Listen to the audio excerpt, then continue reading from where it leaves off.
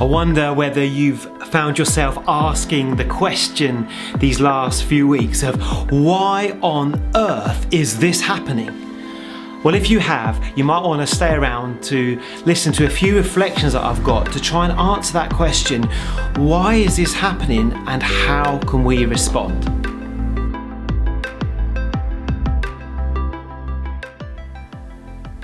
My name's Mark and I'm the Vicar of Hazlemere Church.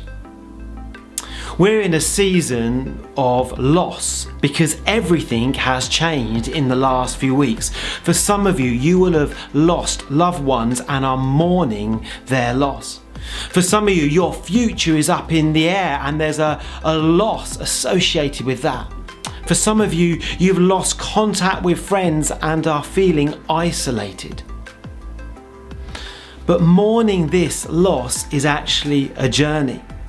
And as a vicar, I've seen many people pass through the journey of grieving.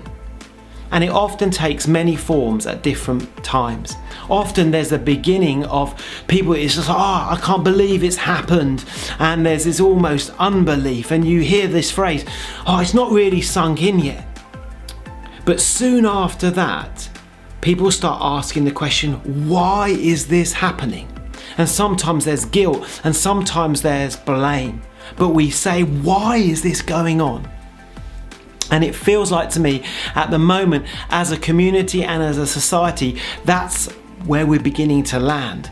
We're beginning to ask questions of why and also getting angry and saying, is there people we can blame? And I'm also seeing social media posts that are bringing God into their question. They're saying, can we blame God? Is it a judgment thing? Where's He in all of this?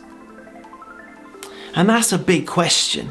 And I don't actually want to try and give a simple answer to that one. In fact, I don't want to assume I can really know what God is doing or isn't doing or what He's thinking or what some of His bigger plans are. That's His business and that's way beyond my pay grade as a local vicar. But I can ask this question. What is God doing in my life through this season?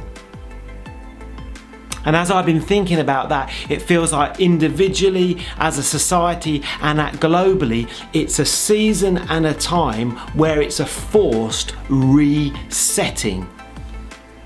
I don't know whether some of you have got Wi-Fi at your home, you probably do, but at times in my house, the Wi-Fi gets overloaded and it stops working properly. And what I have to do is I have to pick up my BT hub, and on the back here is a reset or a restart button. I have to hold that down for 3 seconds and all the lights go out. And then there's a time where it begins to reboot and the Wi-Fi comes back on. I have to reset it because it's overloaded. I use Mac computers and iPhones, and the other day there was a Mac update and it says your computer requires a restart. And if you've ever done it, you load up the update and then for a whole lot of time you get a black screen with the Apple logo right in the middle and a little status bar that says 37 minutes remaining before the restart. And if you're like me in that time, I'm thinking, is it ever going to restart? How long will this reset take? And when it restarts, will I have lost everything? Or will it brick my computer or my phone? Well, at the moment, it feels like as a community, we're in that black screen with this little status bar, wondering how long is it going to take to reset and to restart our communities and our ways of life? And in fact, this idea is in the heart of the Easter story. There's a time of pain where Jesus dies on Good Friday. And then there's this silence, this darkness, this blackness, and this pausing of the Saturday. It's like nothing has happened. We're wondering how long? And then on Easter Sunday, there's new life. But this was a painful reset in the Easter story. And through this Easter story, I have the opportunity, and I believe all of us have the opportunity of restarting and resetting a relationship with God. But at the moment as a community, we're in that in-between time. But it is a reset, and it will be a restart. And this actually gives us an opportunity.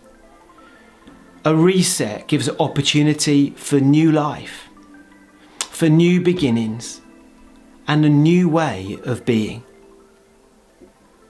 So in this place of pain and pausing and silence and wondering how long, I'd encourage you to begin to think, well, rather than just enduring it or hoping it will pass quickly, maybe I can ask a question.